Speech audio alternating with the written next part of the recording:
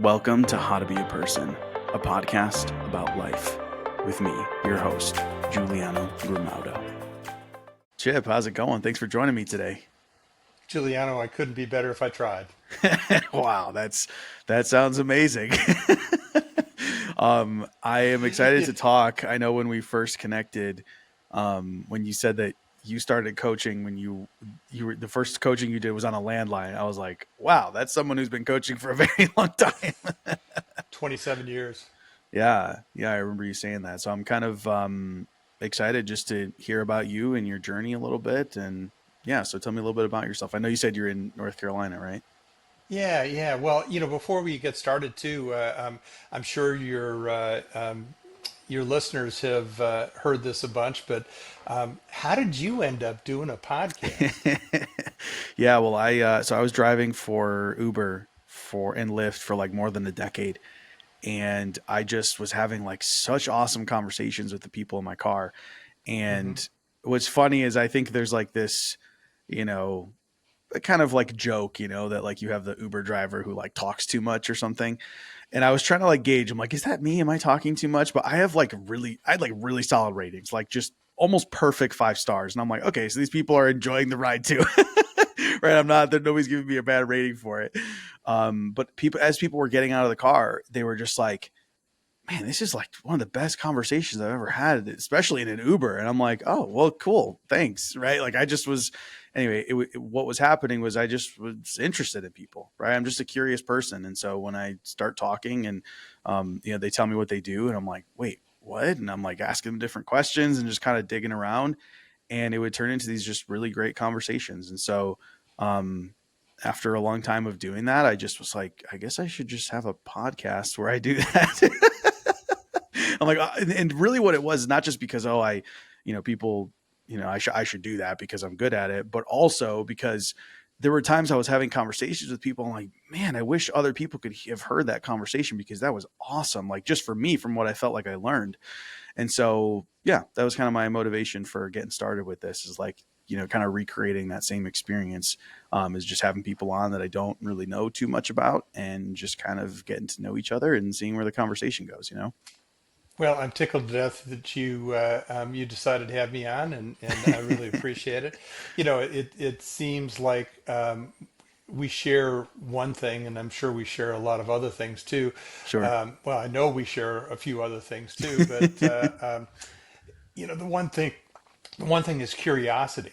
Yeah. And curiosity is so important, and it holds me in good stead with coaching, because Mm. really what it is being curious about people and being curious about situations, and long-term curiosity, and in what you're doing, it's curiosity as well. So that's fantastic. But I understand we also share Chicago in our past. So Yes. you grew up in several suburbs. I grew up in Wheaton, just outside of Chicago, and similarly, we both got old enough to know better and left. And I ended up in Atlanta. You ended up in the Phoenix area. Yeah. So I've been actually in a few different places. When I And first moved from Chicago in 2017, I went to California, and I was there for maybe 3 months until I ran out of money. And then I moved to Florida after that, because that's where my sister was living at the time, and she let me sleep on her couch. So I drove from California to Florida. So to be clear, I first packed up all my stuff that would fit into my little, I had a Hyundai Accent. It's like the smallest model that Hyundai makes. Most people don't even know about it. And whatever didn't fit in there, I sold at a garage sale. And then I drove to California. When I ran out of money, I drove to Florida, and I slept on my sister's couch for like maybe 6 months or something like that. And then I moved back to Chicago because I was dating my now wife. And when I moved back, I told her, I was like, I want to live somewhere warm. I don't know where or when, but like, that's where I want to be eventually. And she said, yeah, that's yeah. cool. And eventually we moved to Phoenix. My mother lived in Mesa for a number of years. In fact, I'm going to be in Phoenix in January. Oh, So nice. hopefully, I'd love to see if we could say hi Yeah. and get to see each other in person. But it's funny you talk about moving to a bunch of different places. It's kind of like the corporate gypsy life. Mm, I did much the same. I grew up in Chicago, went from there to Atlanta to Charlotte to Atlanta to Tampa. So we share Florida, mm. and Yeah, I was just then outside of spent Tampa too. yeah, and we spent 13 years in LA. Okay. And the sentence was finally up, and we were able to leave, and we came to North Carolina. So we've been just outside of Charlotte for the last 27 years, and Okay. really love it here. It's Whoa, just wait. So like you're talking about those all that coaching was it that was after you moved to North Carolina? yeah, Oh, interesting. So that's why I was yeah. curious because So like you moved all the way around. What was that about? Like what was all it that was moving a for? lot of corporate moves. Oh, like So like you're so saying for your job. Yeah, yeah. Mm. And so I got laid off in May of '98, and my wife and I looked at each other and said, "What do you want to do?" And I said, "Well, I just don't want to do it here. I don't want to do it in LA, Okay. because LA, especially if you grow up in Chicago, LA feels like a nonstop vacation. The weather's always Mm. great. Yeah. You don't have snow and ice where you have to huddle in your basement drinking old style, and so it felt like too much of a vacation land. And of course, you've been in California, so it's a tough place to make it. Yeah. It's expensive. It's crowded, and so anyway, so Uh, we moved from there to just outside of Charlotte, and like I said, we loved it. We've made a life here. I started working in the coaching business. My wife opened up her own business, and yeah, we're kind of the new economy. My oldest daughter works for me, and my middle daughter works, and she's a partner with my wife, and my youngest daughter lives around the corner, and so wow, that's awesome. What type of yeah, it business does your is. wife have? She has a property management real estate firm, Okay, nice. That's cool. and I've got Well, the I'm coaching curious how you got business. into the coaching. That's what I'm wondering. Like, where did that come from? Well, it's blind dumb luck. Seriously, it's there's two things that you learn about the coaching business. First of all, you can intentionally go and get an education for coaching, get your certifications, and all Yeah. that kind of stuff, and that allows you to call yourself a coach. Yeah. But coaching is more about life experience and being able to ask the right questions because you know some of the backstory. Mm, And there's a big part of coaching that they don't teach you in school, and that's how to run a business. mm, And so I know a lot of coaches that are really great coaches, but they can't monetize it. And if you can't mm. monetize it, I like to eat. So funny thing, I could be the best coach I want to be, but the bank still wants its mortgage payment. So Yeah.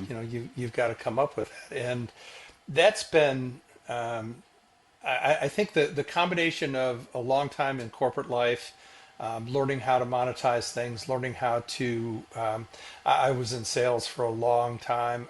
I was a lobbyist in LA, and so you add that to coaching. Mm, Coaching, when I started it, people didn't know what coaching was, and a good friend of mine at the time, and he was my first coach. He talked to me about the coaching model because up until that time, the model was, you went in, you sold a company on having leadership classes, mm, and that that's tough because every 12 weeks you were out of work. mm, So the coaching model, and the one that I've always had a part of is creating those relationships that are long term. mm. My longest coaching client has been around with me for 20 years. Wow. I've got one that's 19 years, and I've got a number of them that are 10 plus, and so you know it's that creating the relationships. The other thing is I wanted to be a motivational speaker. I know that you and I also share some acting in our past, and I Okay. never acted professionally, but I did radio when I was in college, and Okay. actually was on WAKC radio in Bloomington, Normal, Illinois. We all know country. I was on the Hank Scholl's Evening Show here on WAKC. So Yeah, it was funny. AM, and that was I guess when AM was really AM, but I always thought that I wanted to be a platform speaker. Well, it's like doing stand up. You go on stage and you get all kinds of love for a couple hours or while you're doing your set, and Mm, then you walk off and nobody gives a damn, and you yeah. never hear from anybody, and you haven't created any relationships, and people may slap you on the back and say that was great, but then you go back to your hotel room and eat Cheetos and watch bad TV. Yeah. So the coaching allowed for those long-term relationships, and Mm. that's what really has made it worthwhile. Yeah, I think it's pretty interesting because I myself have done a little bit of coaching, but it's not something that's ever been like I would say like a mainstay, like something that it's like stuck Mhm. and something that I've done for like a long time. It's always just been kind of like random little bits of coaching here and there. So I'm kind of curious, like how, like is there a specific type of coaching that you do? Well, it's executive coaching. I'm not about to go on a date with anybody, so life coaching is just not a thing for me. Yeah, Um, I thought that would be funnier. I guess not. it's okay. But but executive coaching, and so I work with a bunch of owners and a bunch of executives from different companies. I've got Interesting. about 40 coaching clients, one-on-one coaching clients, and most of them are director and above or VP and above in a larger Mm, company, but owners of the different companies. And I do business primarily in the logistics business, so okay. warehousing, trucking, that kind of stuff. And I also have a big client in the design, build, construction industry. And so Mm, that's where I've made my bones. And yeah. you can either do in a coaching business, and I'm sure you can relate to this. Um, you can either do a geographical concentration, so everybody within 2 hours of Phoenix, Hmm. or you can do an industry. And I got involved in the logistics business by pure happenstance, Mm, and it took me nationwide. So all of a sudden I was doing business with people in Portland or in LA or in Florida or New York or what have you. And that's a different kind of coaching because you spend a lot of time traveling. I spent 100 nights in a hotel last year, whoa. and have for a number of years. I've been executive platinum on American forever, and yeah, and that's a double-edged sword, isn't it? Yeah. That's it's nice to say that you have that status, but then it's like, oh yeah, you got to spend all that time on an airplane to get that Yeah. status, and Yeah. you know, So um, I think what I'm curious of is like, it's funny you said this before. You're like, when I was coaching, people didn't know what coaching is, but I still feel like even though a lot of people have heard of coaching, I think it is still kind of like, wait, what exactly is it? And yeah. I think depending on the like type of coaching that you do, it also can mean different things, you know? So for me, because I'm curious, but also for anyone listening, when you say you're an executive coach for, VP, director, et cetera, in these businesses, what exactly are you doing with these people? That's a great question, and thank you for asking that. Um, it's it's dealing with business. It's being a business coach. So we're dealing with strategic issues. We're dealing with personnel issues. We're dealing with that person who's been around for a long time and was a friend of the family, but is has ended their useful life and is causing more problems in the company than they're solving. Yeah. It's dealing with issues in the marketplace. Dealing and I have enough marketing bones that we can talk about marketing, but it's just it's talking about the things that make business work. So for those And people, it's kind of like they're at this point of feeling like they have to make a decision, and so they're talking it out with you. Is that what it is? yeah, yeah, exactly. And see, here's the fun thing about being a coach, and I'll just speak for executive coaching. The Sure. fun thing about being a coach is that I am not a friend. I'm not a best friend. I'm not a wife. I'm not a board member. I'm not anything. Mm, I am there solely for the benefit of that person. mm, And so I'm not there to give advice because, if I give advice, first thing is if I give advice and they take it and it doesn't work out, whose fault is it going to be? yeah. Right? It's going to be my fault. Yeah. So that isn't good. And second of all, if I give advice and they don't take it, I'll wonder, why did I give advice? Mm, So there really is no point in giving advice. So it's asking questions and letting them solve their own problems, but mm, just knowing that I'm there strictly for them. mm. I don't have any skin in the game. I don't have I'm not a spouse. And Yeah. especially if you go to your spouse and you say, you tell them your problems, and the spouse looks at you and says, honey, if you tell that to me one more time, I'm just going to have a really difficult time. So Yeah.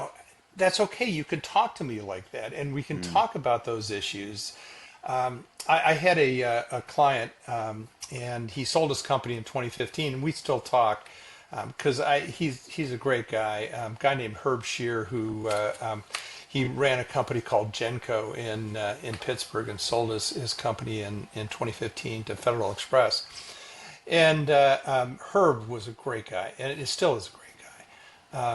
Just a neat man, great thinker, and all that kind of stuff. And that's exactly what he talked to me about because I wasn't on his board, mm.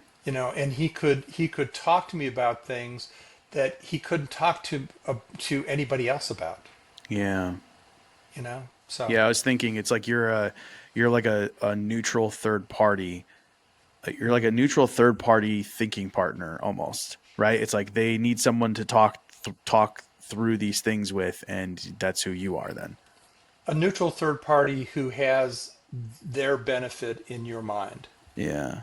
Does that Yeah. make sense? Yeah, absolutely. So Yeah. for someone who's like hearing this description, I could see them saying, "Well, so how is this different than a therapist?" Because that's what it sounds like, right? It almost sounds like therapy. Hey, this is just I'm here for you. Just talk through what you're going through. Yeah, yeah. And that's I get asked that a lot. Sure. Difference between therapy and coaching. Therapy means I give a damn about your mother. I really don't care what your mother did to you. I really don't care. Therapy is focused more on your past and Mm, trying to unlock the secrets of your past. Coaching is all about the future. It's all about what you are going to do. I don't care how you got there. I mean, yeah, it's nice to know that, and so I do want to know some of the origin story and that, but I'm really looking. What do you want to do? And yeah, I just wrote a book, and and I noticed you just wrote a book as well. Did that come out in April this year? that's a good question. I don't remember. It was I probably think it earlier was, this year.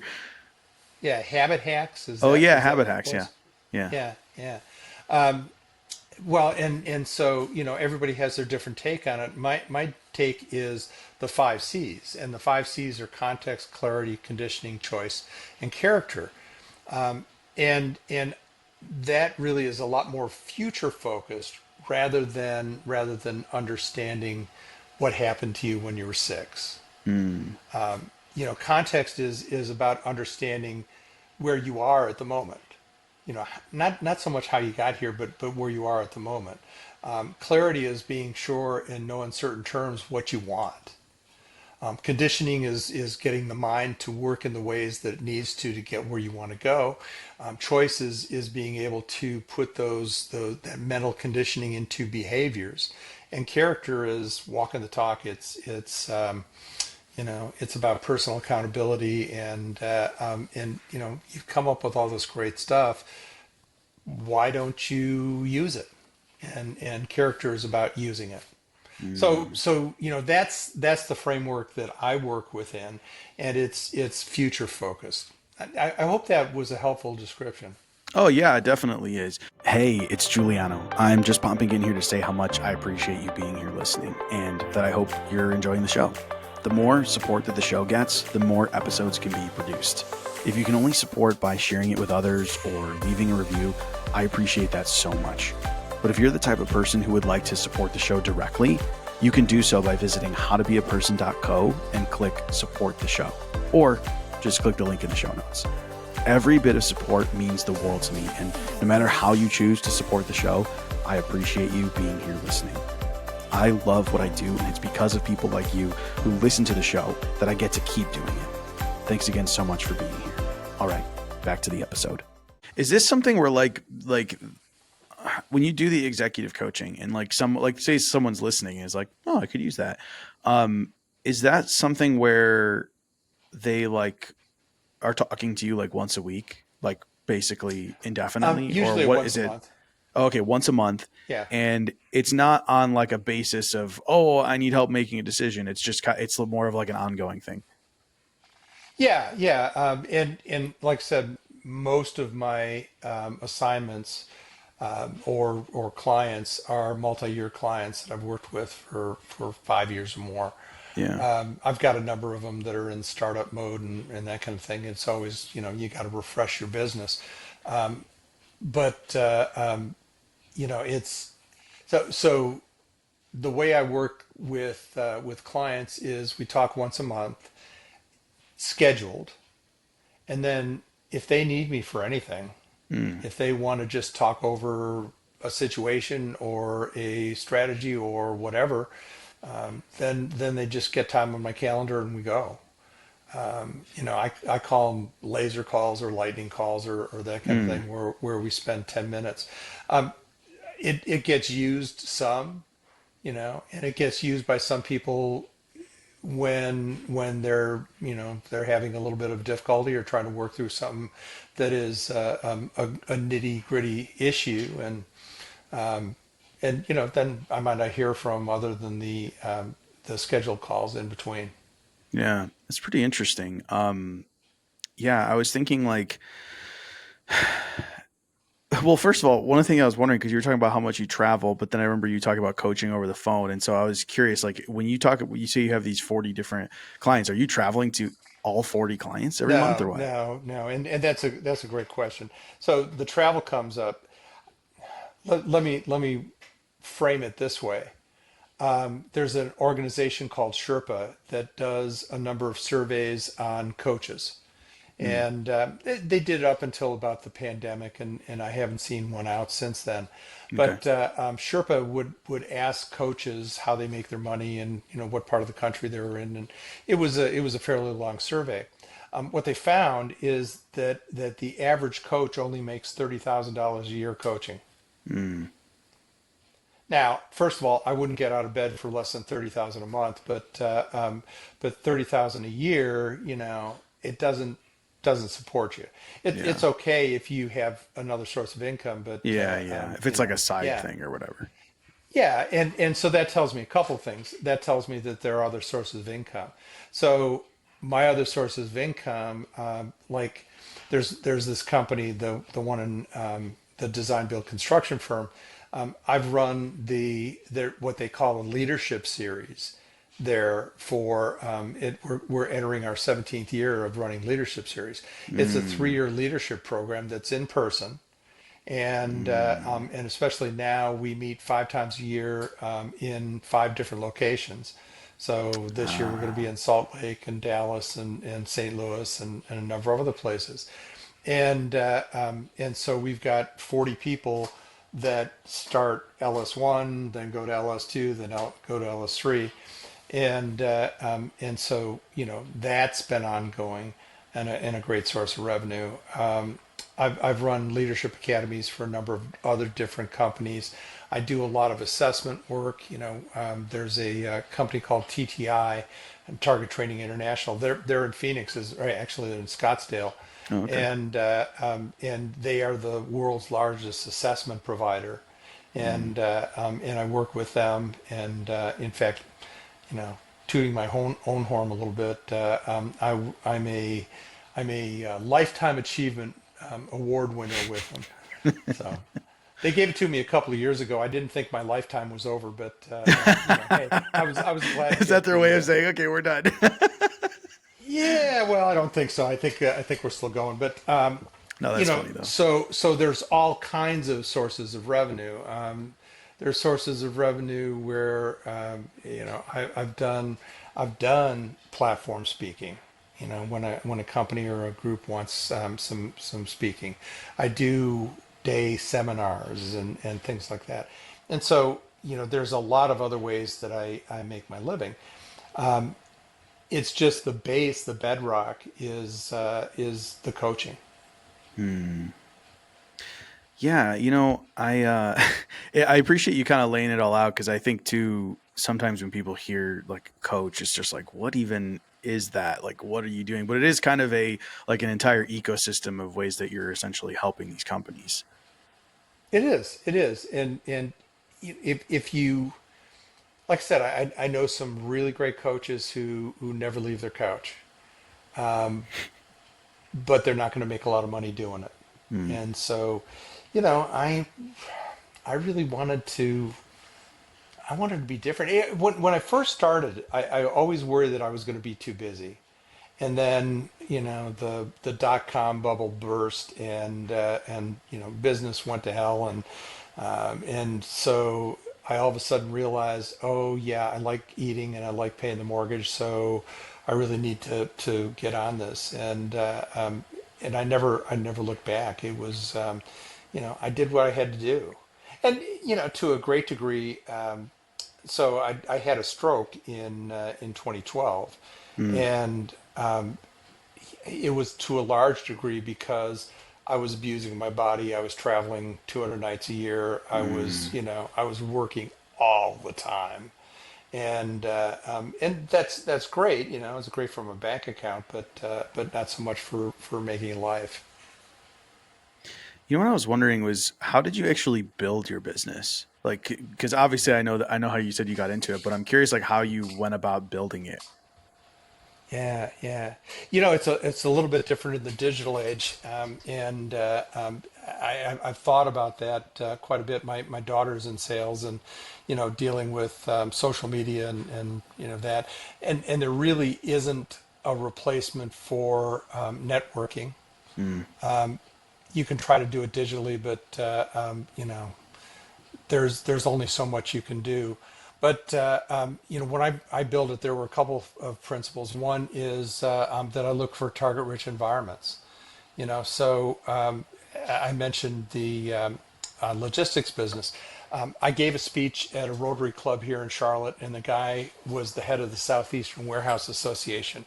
And he came up to me afterwards and he said, we'd like you to come and speak at our convention this fall. So I did, and I made a number a number of contacts and people that I worked with there. And while I was at the convention, the head of the International Warehouse Logistics Association was there.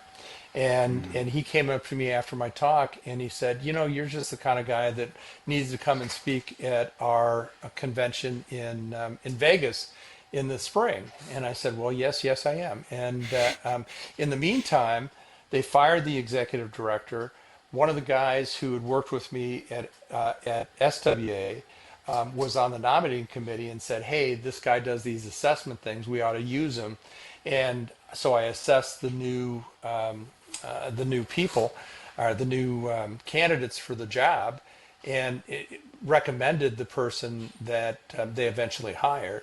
And I got to work with them when I was at the Vegas convention, and the new executive director was there, and we met and we talked, and so he would call me like he would call me every couple of weeks, and he'd say, hey, what should I do about this? And so I'd walk him through it. And Mm. after about 4 or 5 times of this, I looked at him and I said, Joel, this is what I do for a living.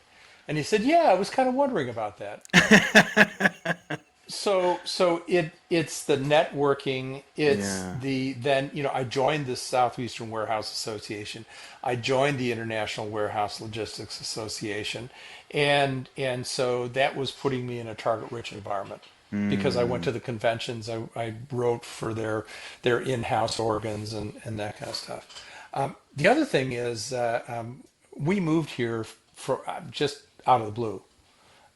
We moved to North Carolina where I didn't know anybody, Mm. and we had to start. We're starting a business from scratch. I didn't know what I was doing. I didn't know how to sell it.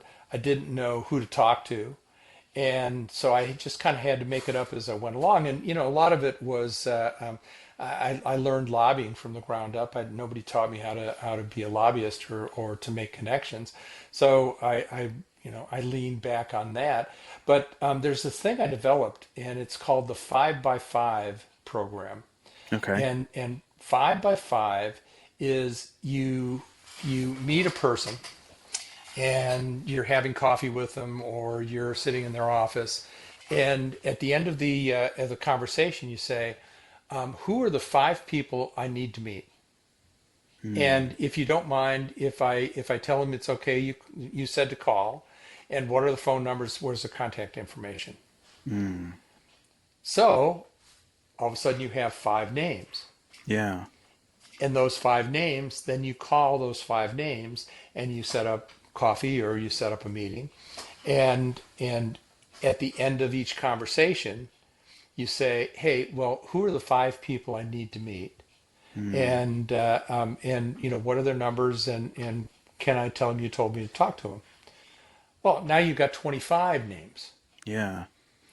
and I had to stop doing it after about 3 months because I had more names than I could ever Yeah. follow up with, Yeah. and it just not everybody was going to be a client, Yeah. and in fact, a lot of them were not. Hmm. But it was a way to grow your influence in a lot of different areas in a lot of different ways. Wow, that's so interesting. So, what I'm curious. So, okay, first of all, let me back up real quick. I love networking, right? Obviously, if you can't tell, like that's kind of Oh, what I'm, sure. what my podcast Yeah. is essentially, right? Is just networking. I'm Yeah. just talking to people, getting to know them. I remember when I was, it was a few years ago. I was trying to launch this like marketing offer because I have a background in marketing, and I was going and doing a bunch of networking. I was going to networking events and meeting people and doing one-on-ones and stuff like that. And man, I really, really enjoyed that. Like I would go out and I would have like a few, you know, well, I guess now I'm sitting here thinking, oh, I guess I was going and getting coffee. Maybe that's why I had so much energy afterwards. But I did feel like, at the end of the day, I'm like, man, I feel like I have more energy now than I did this morning when I left the house. And so I really enjoy talking. Obviously, I enjoy talking to people.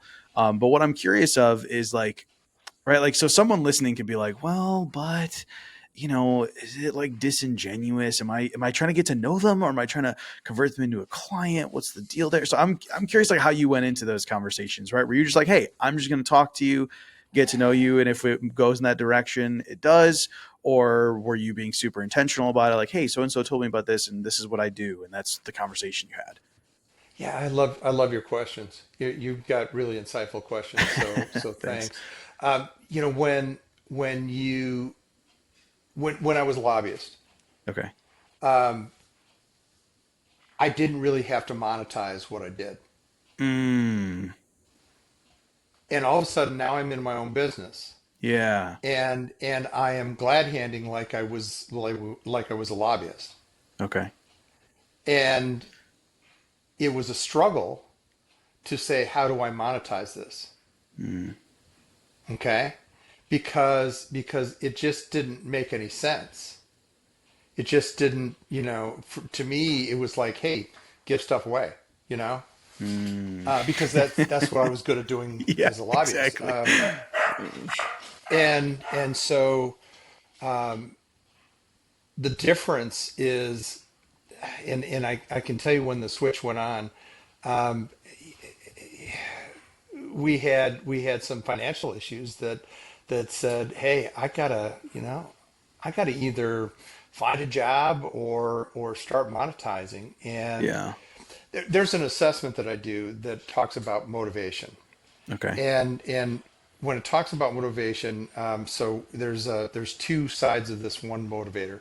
One is money, and one side is being selfless, and that's a bad word for it, but not doing things more for the love of it rather than Okay. for the money. Okay. So I was doing things more for the love of it. I still remember when I took the assessment and it has shifted over to the money. Mm. And I showed my wife, and my wife looked at me and said, "My work here is done." And I think it was a gradual it was a gradual flipping of the switch. The other thing, and I talk about it in the book that I've got out, is I kind of wanted to be a politician, and I was chairman of the Chamber of Commerce at the time, and I was thinking about running for mayor in the local town, and I went to a budget hearing, and in this budget hearing they spent 2 hours talking about a tree, and it got to the dinner break, and I went, you know what, life is too short to deal with this. Yeah.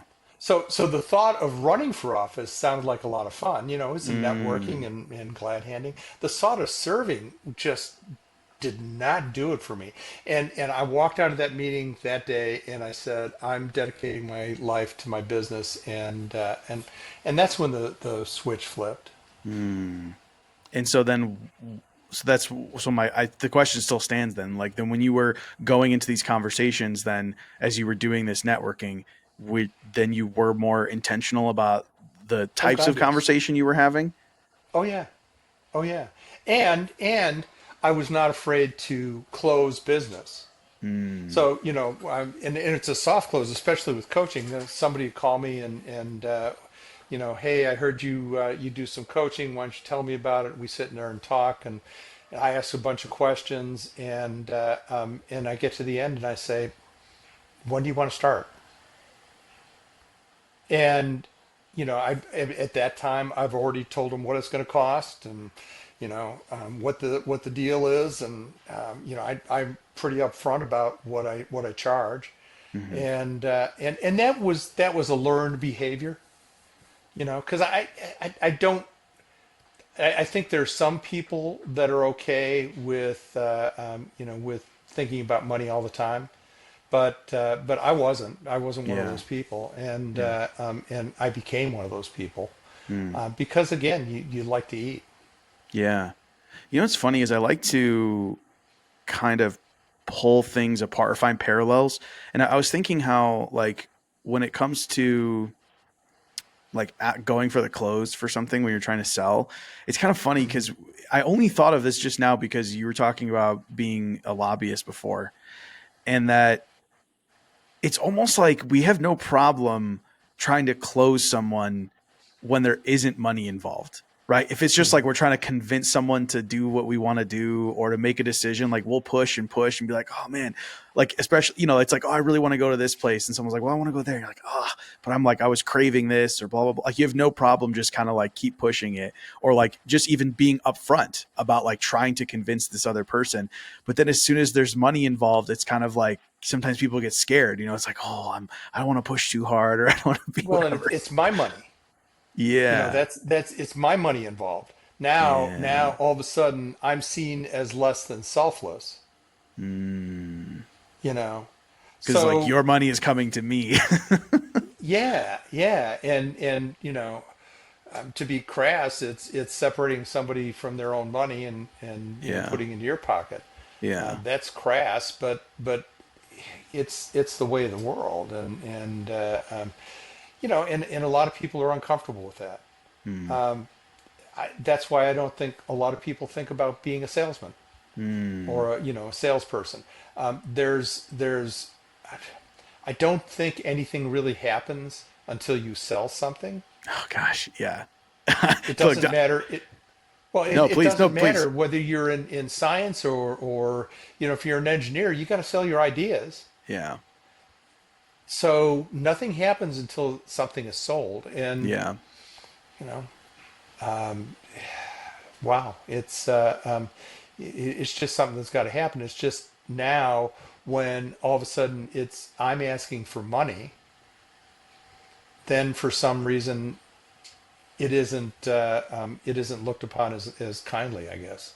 If you've been stuck waiting for the right moment to start your business or scale the one you already have, this is for you.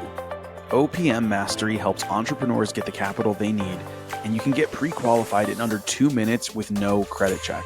They've already helped over 1,200 companies secure more than $134 million in funding. Whether you need working capital, financing for real estate, money to purchase equipment, or you're just launching something new, they can help you qualify fast. Just go to funding.howtobeaperson.co or click the link in the show notes to apply now. All right, back to the show. Yeah, it's so funny. So here's what's really interesting to me. I think that people like the idea of owning a business. Like they'll romanticize the Mm, idea of being a business mm. owner, but it's exactly what you just said that they're like, but they don't want to be a salesperson. And you're like, that's what a business owner is, right? Like people think that running a business is running the business. And you're like, no, it's not. Like it's getting business, right? Like that's like so much of being a business owner. And it is really interesting because I think I've had this conversation with multiple people in the past who are in sales because people who are in sales can understand and appreciate the fact that, like you said, everyone is selling something all the time, right? Sometimes there's money involved, right, in this scenario, but sometimes there's not. But everyone is always selling something, right? Like you said, whether it's an idea or whatever it might be. But businesses don't just exist. Like, okay, we're so used to going to a grocery store, right? Where like you get to the grocery store and there's just shelves of stuff that you want and you walk by it and you choose what you want or don't want and then you pay for the things you want, you leave the store. And they think that like that's just how all business is, but they don't even understand. It's like, do you understand that those products even being on those shelves required a sales process, right? It required salespeople just to get those things on the shelf in the first place. And so it's like you think, oh, as I've heard people say before, like, well, if you have a good idea or if you have a good product, it'll sell itself. And you're like, that is the biggest lie you could possibly ever tell yourself. Absolutely not. Absolutely not. Now, I'm not saying that there's certain things that would sell easier, right? Like, for example, you know how you said, like, I'm going to a target rich environment. It's like, okay, yeah, like, okay, if I'm selling hot dogs, there's always that same example. Like, if you're selling hot dogs and you're standing outside of a stadium, right, when the game is out, okay, yeah, you're probably going to get a bunch of people buying hot dogs. Um, and that in itself is, to a certain extent selling. But the point of what I mean is that, like, yes, there's going to be some scenarios where, okay, it's very easy to sell, but like selling is always going to be a part of the process. And whether people like it or not, because people hate salespeople, like and I'm not saying everyone does. So I'm saying there are people who I absolutely know hate salespeople. there's a negative aspect to Yeah. salespeople. Yeah. But what people don't There was understand is the whole world revolves on around sales. Everything that exists that we use, that we're a part of, happened because of a sale. yeah. I don't know if you ever saw this movie. It was a long time ago. Glengarry Glen Ross. It was Alec Baldwin, and Yeah, no, but I if you know ever some get of a the chance, famous scenes from it. oh, it's an incredible story, but it's about sales and some very unlikable salesperson. So here's a more recent reference. How about Wolf of Wall Street? Yeah.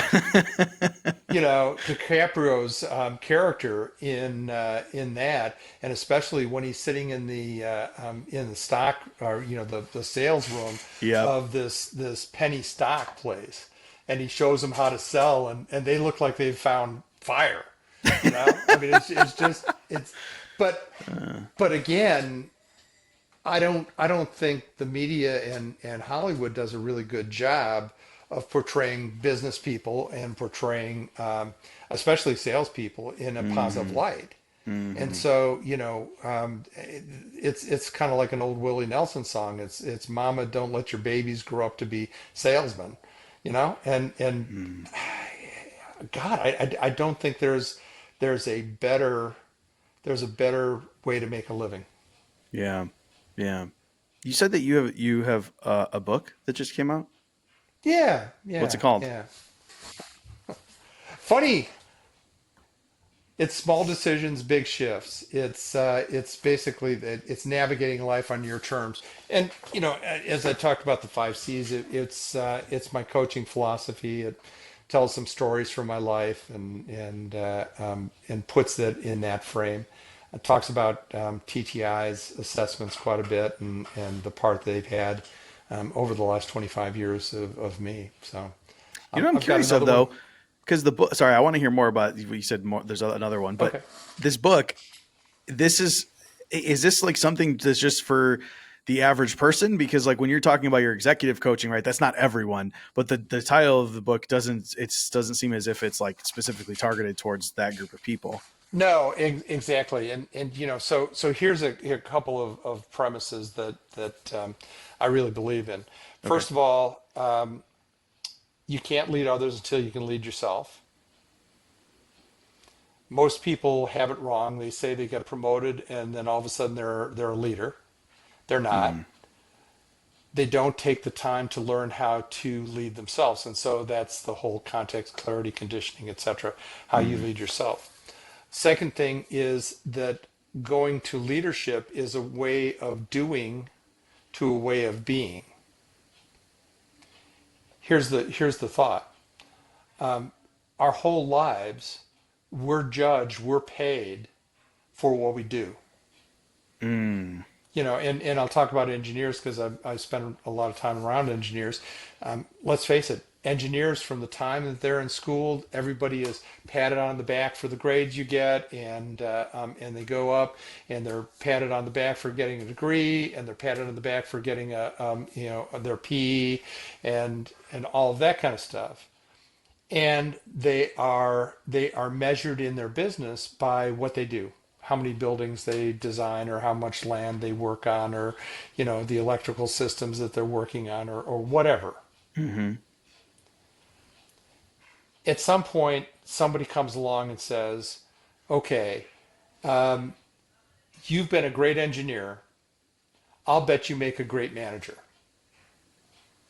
And so now this person who's been an engineer their whole lives, and they've spent all their times getting patted on the head for the things they do, Mm, now all of a sudden they have to lead people. And what a shift that is. What a difference that is. yeah. So it's going from a way of doing to a way of being, and so I do 360-degree evaluations. It's an evaluation where I talk to people all the way around the person, so I get the input from the people that are working for them, the people that are peers to them, and their boss, and so that's a 360-degree evaluation. Fully Mm, 60 or fully 80% of the evaluations that I do mention delegation or lack of delegation as an area for development for the person. Well, lack of delegation is not being able to leave behind the thing that got you there. yeah. The doing. Yeah. So if you're a great salesperson, does that mean I'm going to be a great sales manager? No, it's not the No. same skill. No, because I'm not, a super worker doesn't make a great supervisor. Yeah. So if I can't lead myself, if I don't know what I stand for, if I don't know what my purpose is, if I don't know what I want, then I'm going to have a really difficult time leading people. Mm. I can stick in my own little box and do what I do, but I have a difficult time leading people, and that's problematic. I think it's a really interesting distinction that you made about doing versus being because It really is. That's like constantly what is being measured for most. I mean, right? You use the example of an engineer, but that's most people. Like, it doesn't matter what job you have, like, it is measured by doing. And to be honest, I think that's part of the reason why so many people are like, enraged about rich people because they think they don't deserve it. And you're like, that's only because you haven't moved past this measurement of like the value you provide is measured by how much you are doing, like you are personally doing versus like you're talking about being versus like the impact that you're making. And so yeah, I think that's kind of an interesting distinction. Yeah, yeah, yeah, and I see it all the time. Like I said, because we're good at one thing doesn't make us good at another thing, and I think business does a disservice to people to promote them without giving them the ability to understand themselves.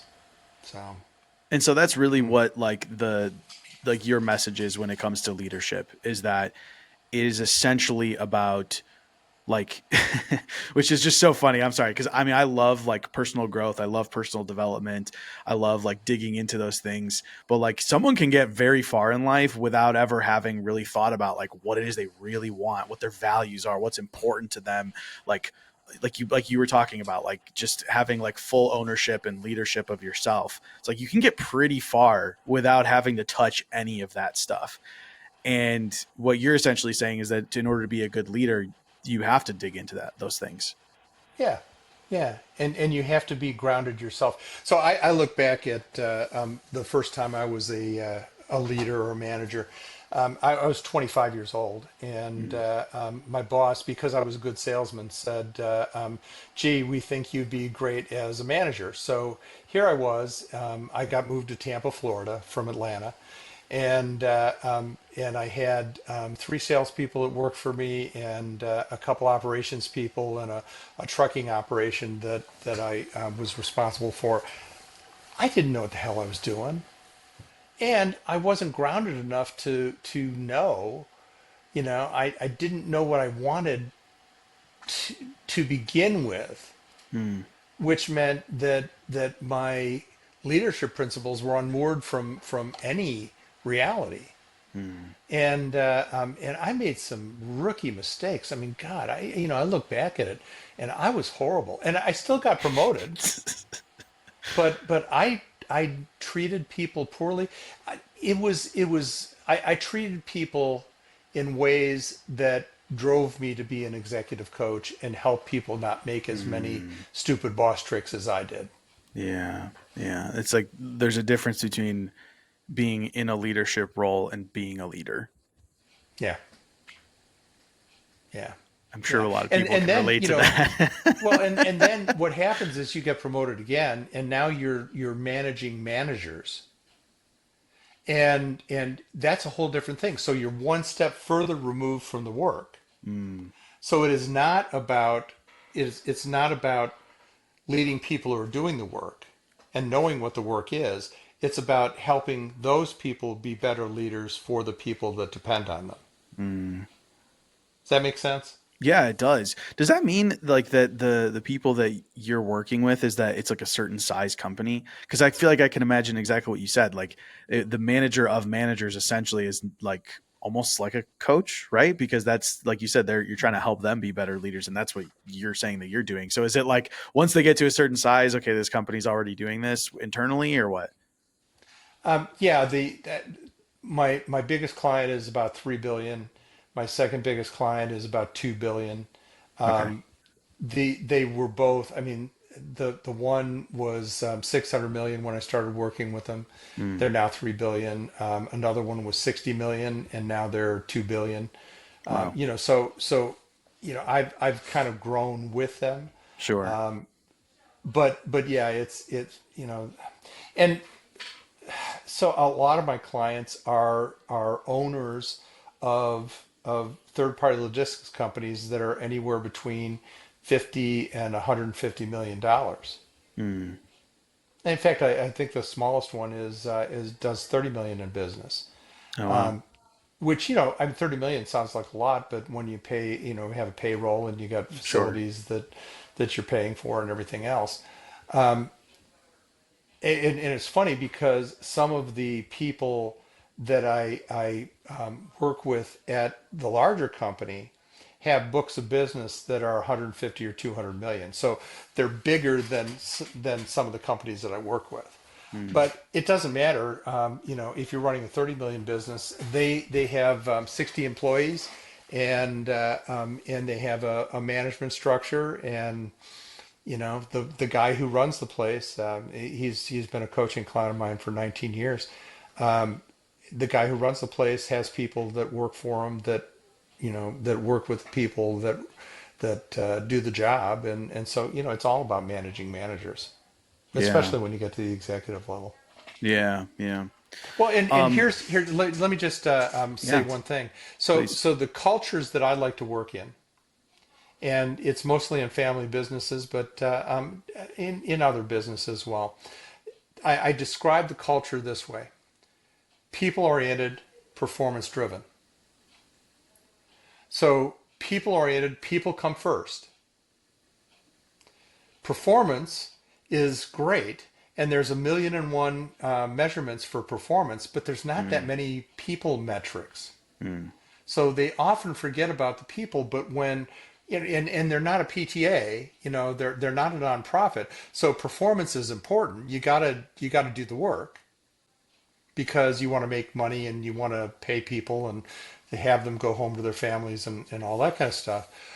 But if people is not your focus, and that's in most service businesses, people, all you got are people, right? Hmm. And so it's got to be first.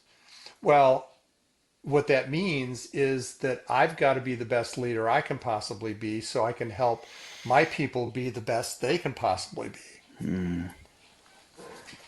It makes sense. It makes sense. One of the other things I was curious about, because did you say you have another book coming? Yeah. Um, I've got one that's coming out. It's called Every Dog Has Its Day. It's reflections on life, love, and the lathe. And I've been thinking about Every Dog Has Its Day for a long time. When I think about politics, every dog has its day. Some people have a longer day than others. But Andy Warhol once said that everybody gets their 15 minutes of fame. Yeah. And so that's one part of Every Dog Has Its Day. The other part of Every Dog Has Its Day is that there's a great Latin phrase. It's called memento mori, and memento mori means remember your death. Mm. And it's important to remember you're going to die. And it may not be imminent, it may not be next year. It may be a long, long time. You know, Giuliano, I'm sure that it's probably going to be 70 or 80 years in your future. That would be amazing. Yeah, that would be.